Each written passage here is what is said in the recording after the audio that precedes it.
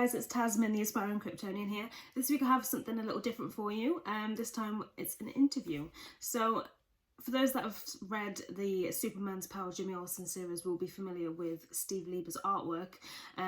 His artwork in the whole series has been incredible, and it's very cartoonistic but very detailed and really expressive with the facial expressions.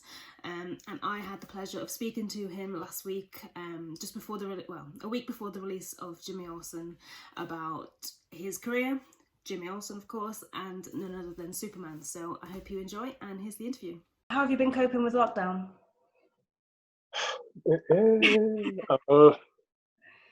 Managing. I'm in a better position than most people, but it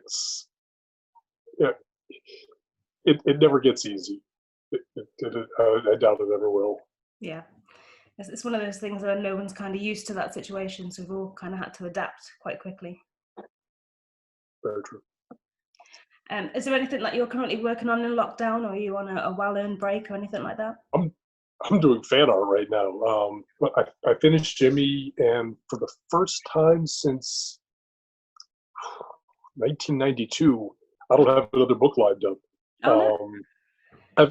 I've turned down a couple of things that were very kind offers, but not a good fit. But I'm in an okay enough position that I can still pick and choose my projects. So right now I'm drawing fan art for The Wire. That's my job now. It's good, because I've seen that you're doing quite a bit for charity things. So you're saying if you do a donation, you'll send out a piece of artwork, I think that's a really good idea. So everyone kind of has a different experience getting into the comic industry. What was your experience? Oh man, from like the age of 5 to through college, I was just an obsessive about it. Read everything I could about comics. Took out every book in the local library. Went through the microfilms to read old newspaper strips. But I didn't really have any sort of connection or any notion of what's the way in until I wound up at the Joe Kubert School, which is I had been studying business at Penn State University at the State College, and just sort of dreaming about how cool it would be to chuck all this stuff I hated and actually make comics. And I was working my after class job one day reading a fanzine, and a customer came in and looked at what I was reading and said, "Oh, you're reading an interview with Steve Bissett. He went to the same art school I go to." And it was just this random customer who was a student at the Joe Kubert School. I immediately just started quizzing him about it. Tell me more. What's this place like? How does it work? And 4 months later, I was a student there. Studied there for 3 years. I did not graduate. I still owe them some money. I will pay them their $25 someday, but I disagreed about the charge. I didn't want to pay it off. So I came out of there with a pretty good arts education, and moved back to Pittsburgh, where I'd grown up, and just started a commercial art and comics career. My way of actually getting work in comics was kind of weird and obsessive. On the first day of every month, I would make a new 8-page stack of Xeroxes, photocopies of my latest samples, and I would mail them to every single person whose address I had in the entire business. Like big stack to the post office. And the first month, no response. Second month, no response. But after a few months, they started seeing that I was making deadlines before I had any deadlines. They would always know at the beginning of the month, time for a new package from Steve. And they could see I was getting better. And you got used to it. It's weird because, like, the biggest risk in hiring somebody that hasn't worked before is, are they going to flake out? Are they going to accept the job and then just panic and not do it, or decide that they've been drawing exactly what they wanted their entire life up till then, but now someone else is telling them what to draw when they don't want to do it? By working this way, I made it a little safer for them to take a risk on me. And one job led to another job, which led to another job, which led to another job, which tumbled on into my old age. That certainly paid off. Was it obviously from your first experience being a professional comic artist? Was it what you expected? Okay. The company I was working for was notorious for cheating freelancers. They were just awful. So my first job also involved me having to be tricky even to get paid for it. I had finished the job, done a pretty good job. It was like 28 pages fully painted,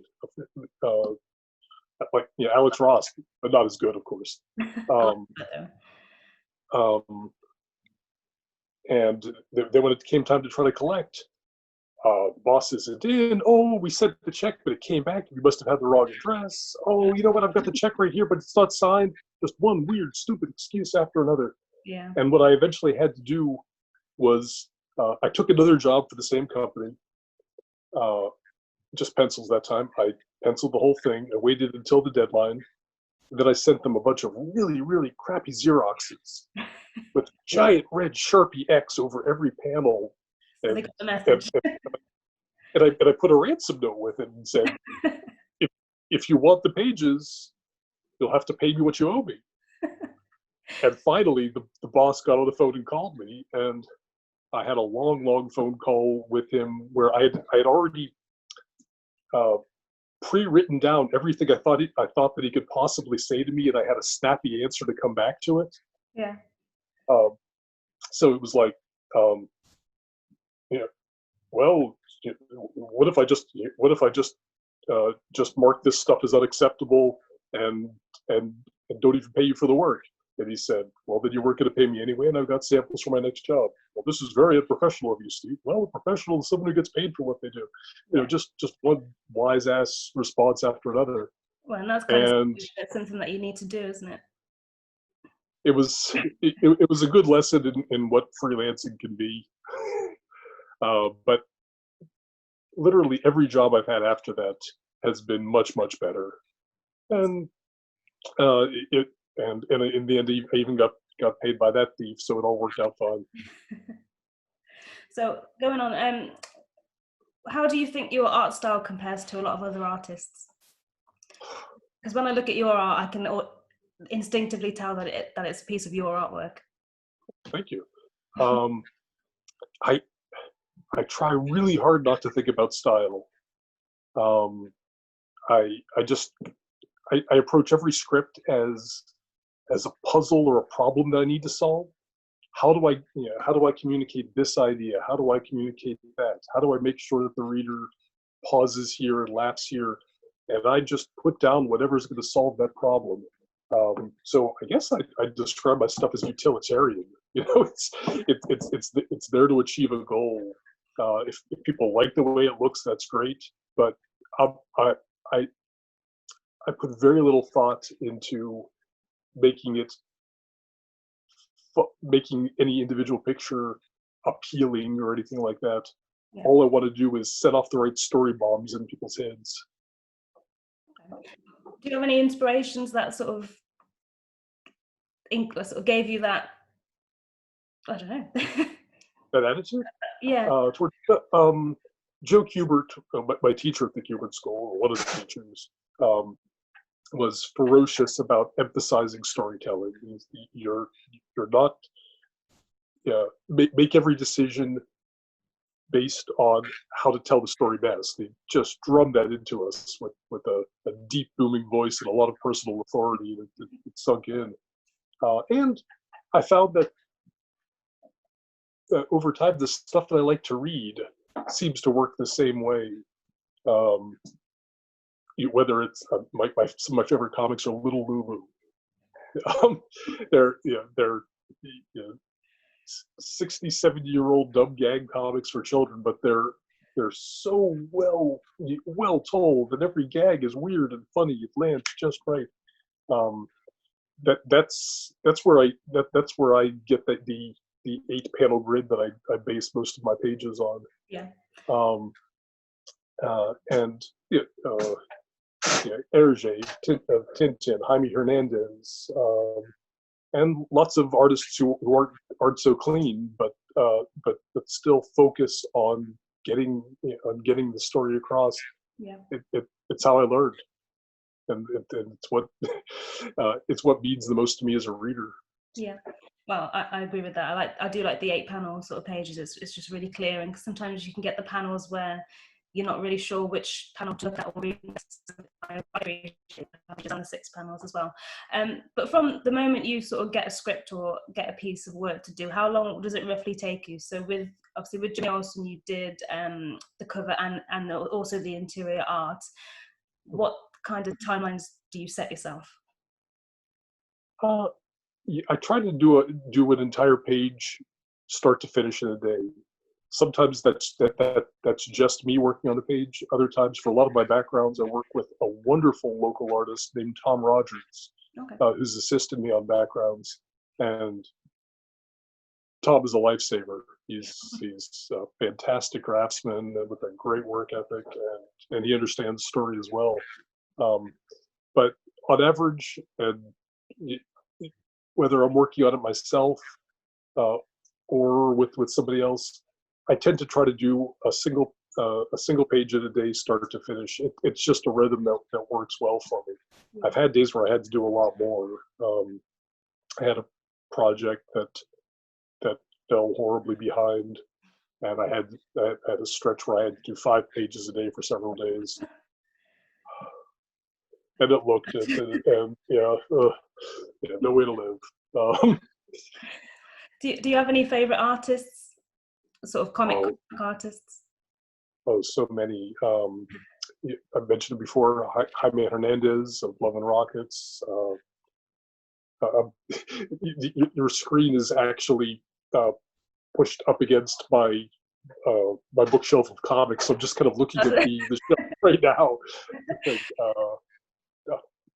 Jordi Bernay, going alphabetically here. John Allison of Bad Machinery. Alberto and Enrique Breccia, Alison Bechtel, Drew Friedman, Harvey Kurtzman. Stylistically, they're all over the place. But there's so many folks who do work that I just really, really appreciate. Yeah. Are there any sort of comic writers in the business now, past, well, even in the past, that you would have loved to or would love to work with?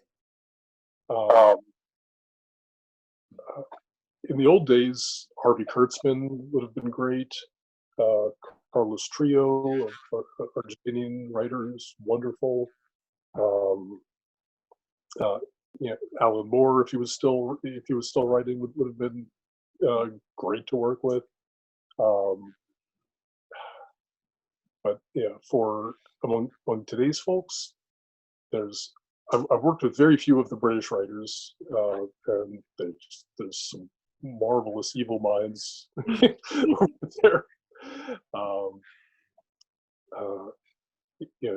But now I feel the pressure's on. I'm gonna forget to name somebody. They're gonna be pissed. There's a ton of really wonderful folks.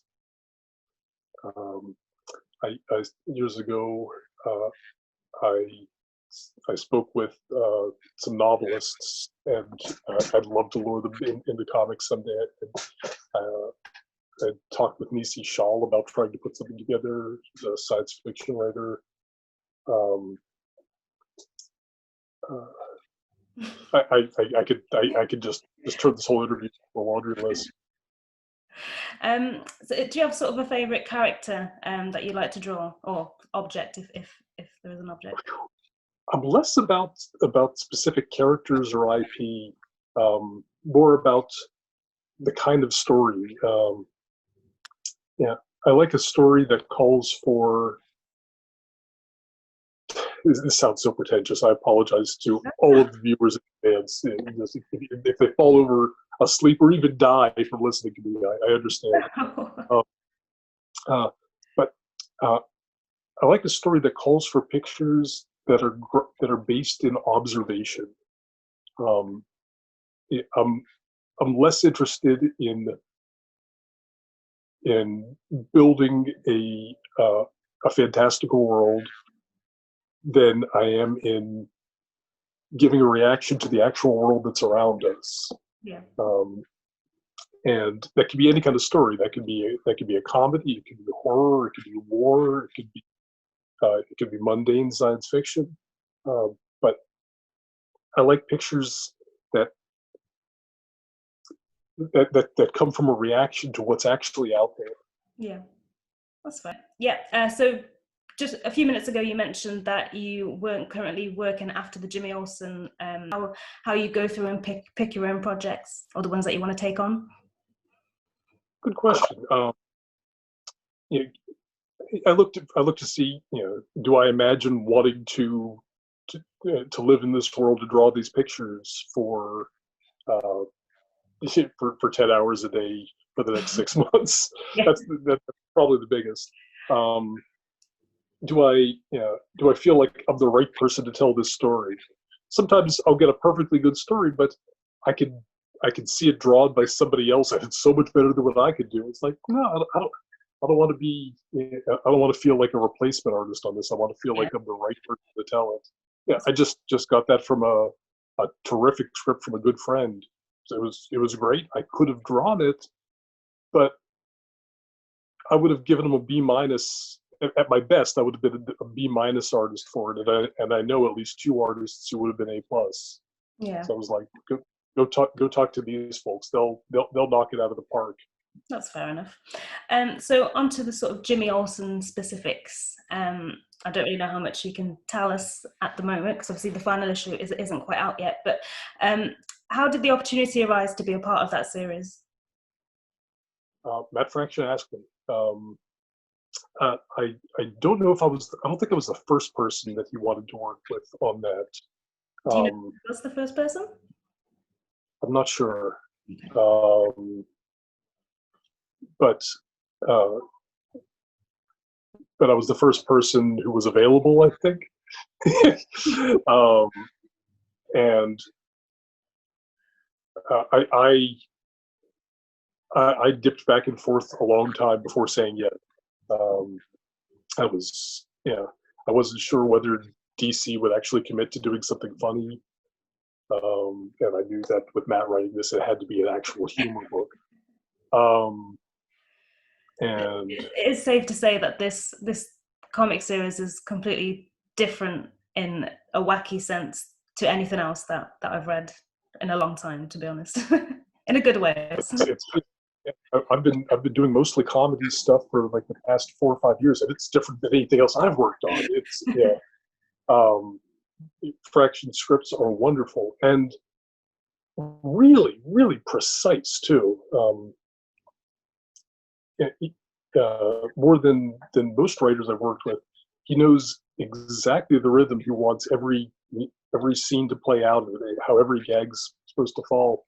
Yeah. And normally I kind of bristle at that much control from a writer, but every choice he was making was the right choice. Yeah. And had there been a better way to do any of them, I would have done that. But it's like, no, this is like mathematically proven as the best way to deliver this joke every single time.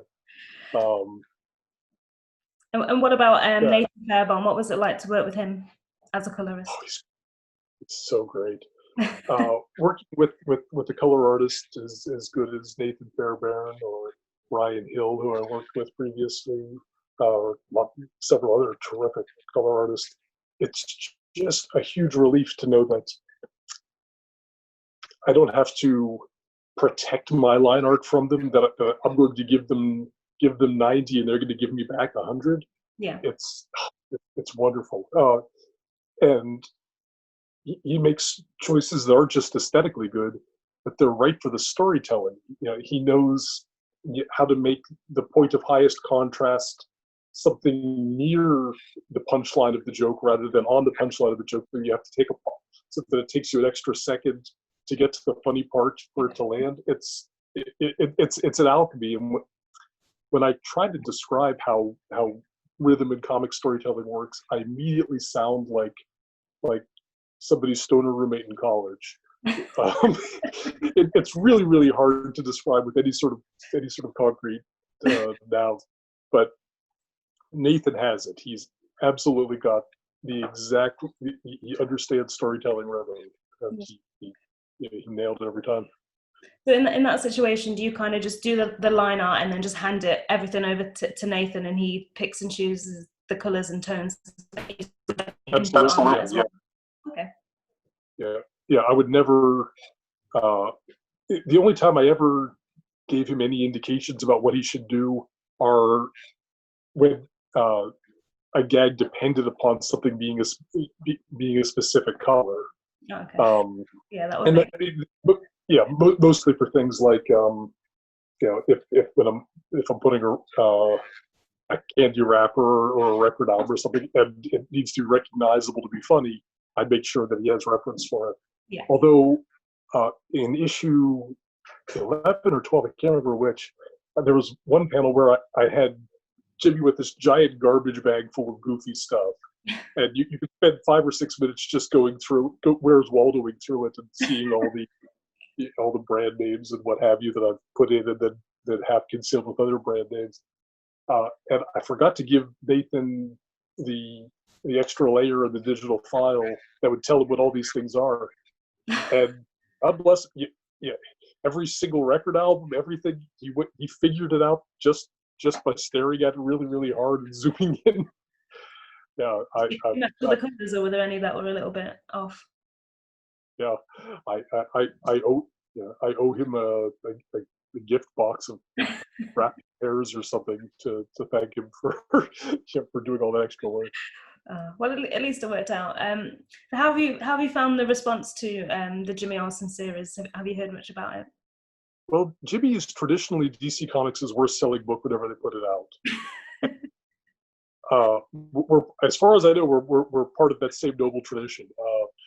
I actually don't know I don't know where the sales are compared to other things, but yeah, we're definitely not setting the world on fire. But everybody who reads the book adores it. So if we've got 15,000 incredibly loyal fans, I'm thrilled.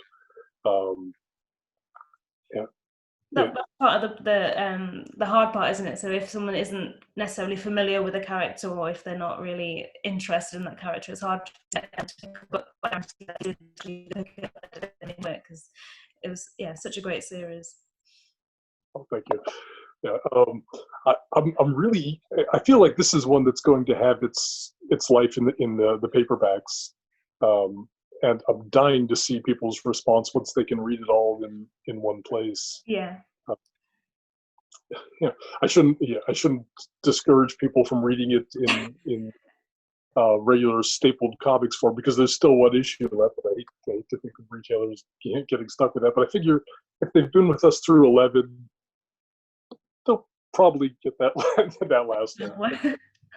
Well, if you definitely want to pick up the last one if you got to 11. So we kind of talked about this already, but did you have much creative freedom with the Jimmy Olsen series? Because you said that Matt's scripts were quite detailed. Yeah. Yes. I never once felt like I was being hemmed in by Matt. It was always more like improv comedians. One comedian throws up the premise, the other one says yes and then throws something else on top of it. Yeah. And I would toss stuff in there, and then Matt would immediately begin improvising on that in his next batch of pages. When I gave the Porcadillo Crocs, those one of my favorite things. And just because it cracked me up to think, well, what other shoes is he going to wear? And Matt seized on that and made them an integral part of the character's origin. I don't know what Matt intended. The Kevin, the weird little aliens, the alien robots to look like. He didn't give me a description. He just said a bunch of robot aliens, and I just drew them almost exactly as a desk lamp that I had when I was 8. They're just a desk lamp with arms, and Matt seized on that and immediately started writing them as this awkward top heavy thing that's clearly going to fall over, which led to all the banana peels and pie fights.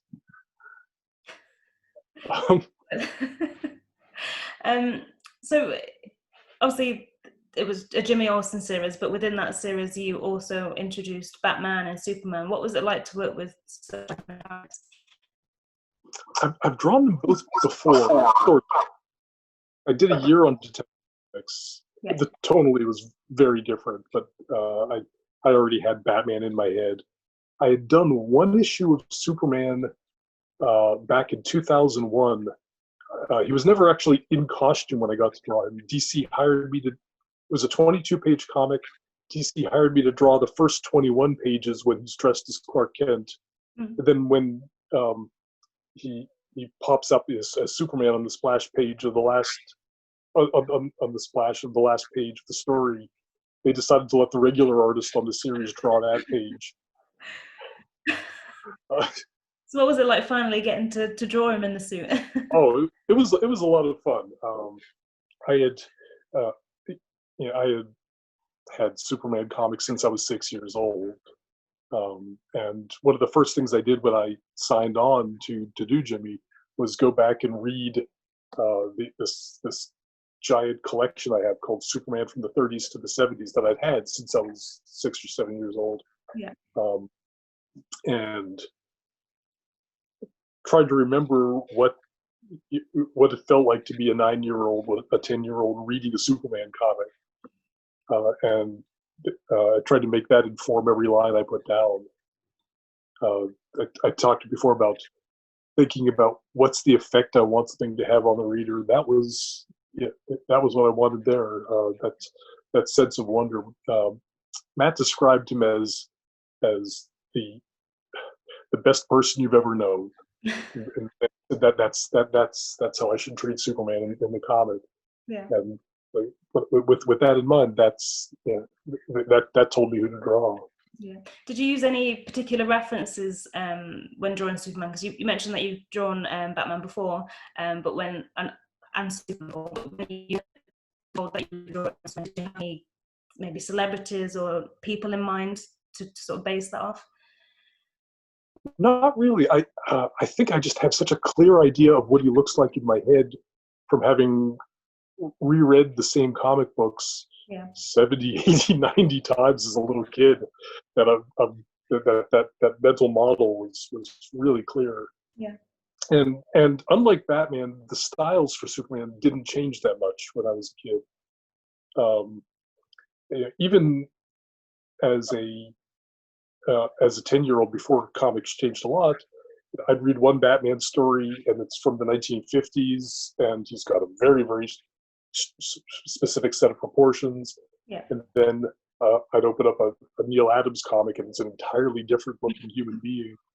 And so there's a lot of room for personal interpretation with that. But with Superman, I knew who he was. Yeah. So it's pretty set in stone.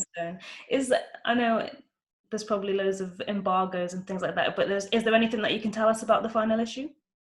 Let's see. Well, it's normal sized.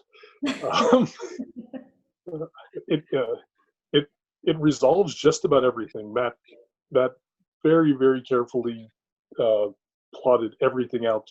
If you remember Jimmy's crazy board, where he has everything pinned on the wall with all the red streaks, that was Matt plotting this book. That was basically autobio there with right there. I guess that'd make Kelly Sue Lois. But he worked it all out carefully, and he lands the plane beautifully. It's funny, it's touching, it's weird, it's surprising. There's just a ton going on there. Yeah, it's kind of one of those things where it's bittersweet, because I want to read the final issue, but at the same time, I don't really want the series to end, and I hope to more of the mainstream comics, because I think it's kind of overlooked as a character. Yeah. Frankly, I didn't want the project to end as something to draw either. Usually, when I reach the end of a comic, even if it's been a great thing from start to finish, it's like, okay, I'm done. I'm ready. I'd like to push my chair away and go spend a couple of days in the kitchen making bread. Yeah. With this one, man, I knew that I was going to miss getting the weird texts with strange ideas that would have. I can only imagine what the group chats are like about this series, because it is completely bizarre. Good, they're really good. That would make for fine back matter right there. Just screenshots of texts. Well, I don't know how familiar you are with the site, but you can kind of probably guess from the decoration and stuff behind me. I'm a big Superman fan, so I've got some sort of Superman specific questions for you, if that's okay. Go for it. Sure. So you've already kind of said that you're a Superman fan. What is it about the character that draws you to him? The idea of a good person being a force for good. So as simple as that, isn't it? We've had 50 years of popular culture making the assumption that only a shithead can save us, and and I'm ready for some radical optimism. Yeah, amen to that. Do you have a favorite sort of cinematic or TV Superman? Oh, good question. I like Chris Reeve. I like the animated Superman that was in the cartoon from a few years ago, and that was in the Justice League comic, or the Justice League cartoon rather. Yeah. I think they've all got the character right. Yeah. I haven't seen any of the recent movies, I'm afraid to say. The last time I saw Superman on the big screen was Superman 2 in 1983. Yeah, it's been a while. Have you seen any of the films after that? Not a one. No? Is there a specific reason, or you just haven't got around to it?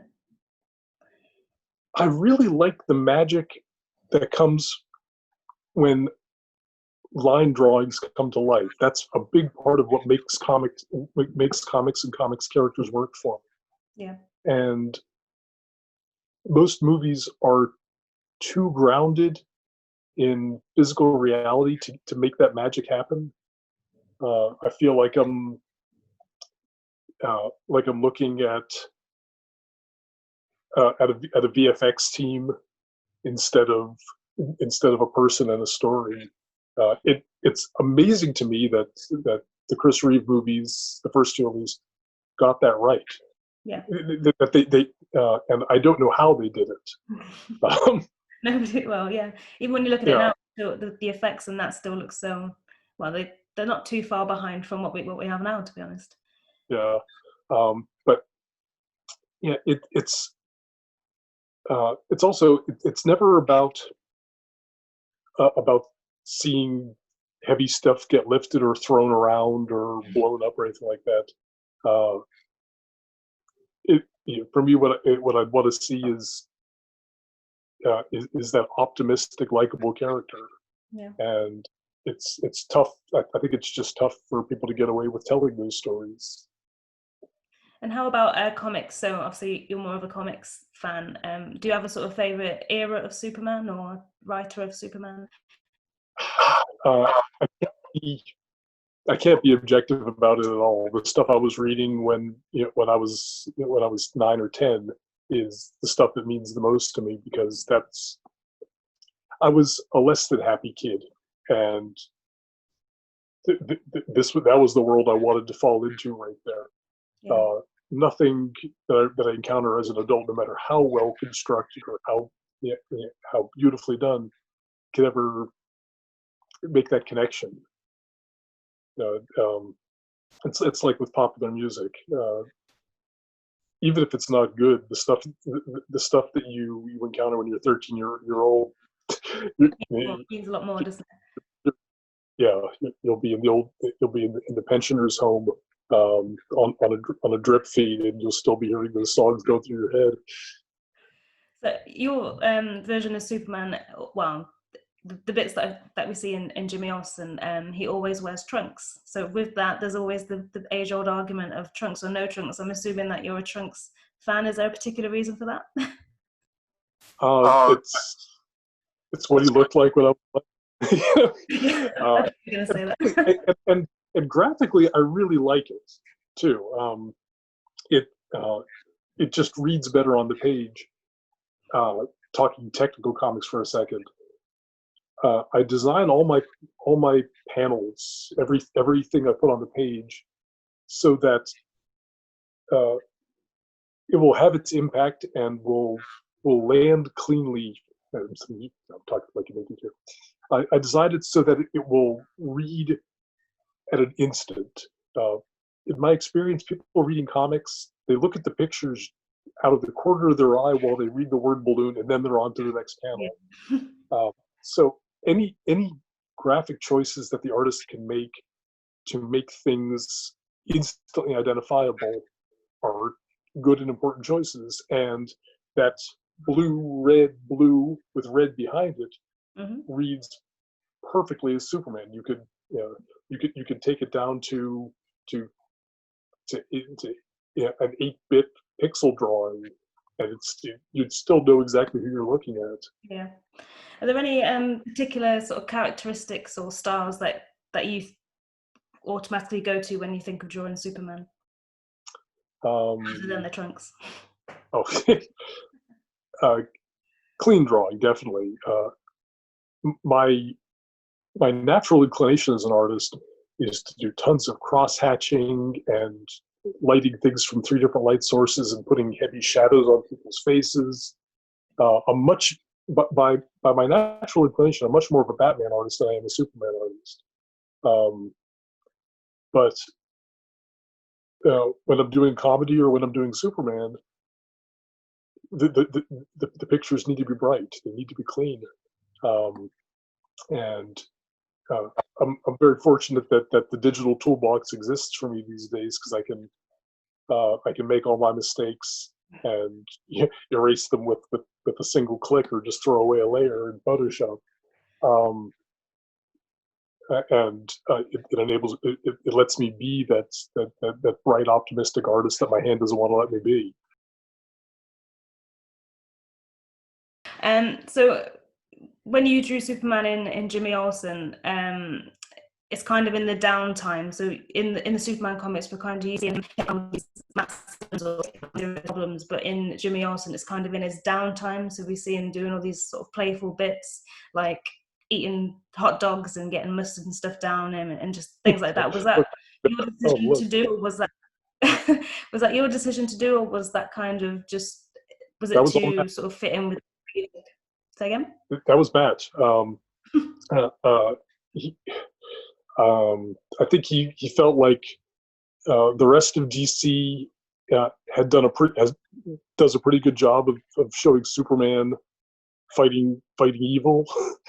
But this book isn't about Superman. It's about his pal, and Jimmy's not going to see much of him when he's flying at the speed of light to go stop a giant robot or something. I have to say, from the very beginning, it was really tricky to draw Superman as a supporting character, because I've got 30 years of comics training telling me that if Superman's in the picture, it's a picture of Superman. Yeah. But when I'm doing this comic, it's not. This is our hero's big pal, his buddy that he gets to hang out with. Come meet his buddy.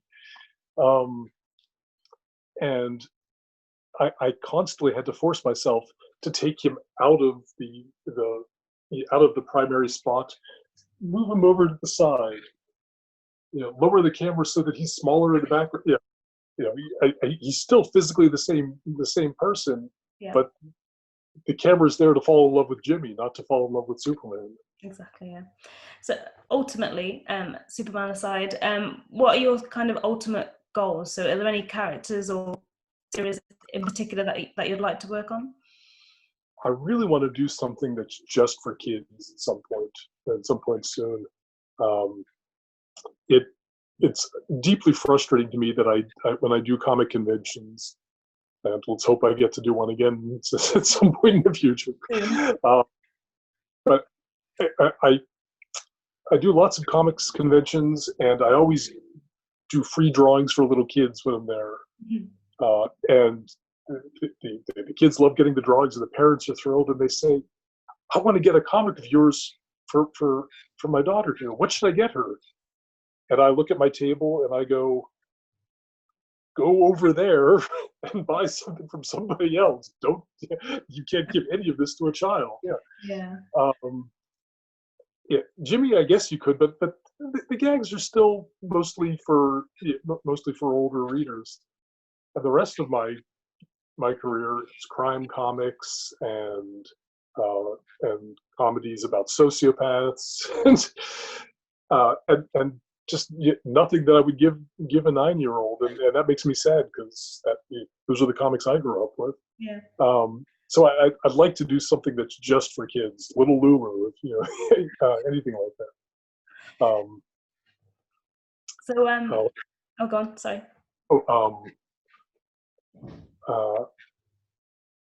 I'd love to do something set in the Old West someday.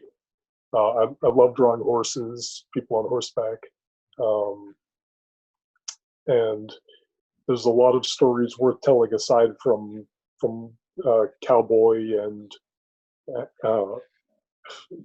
bank robber or whatever. There's an entire world worth of good stories to be told in that milieu, and I think that's the only thing in comics that's less marketable than comedy.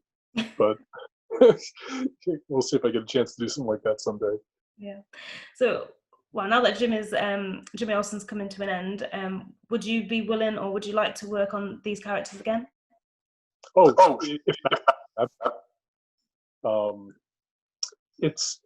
wouldn't want to come back just because it's the characters. It would have to be another story as well constructed and as with as personal a vision as what Matt brought to the table.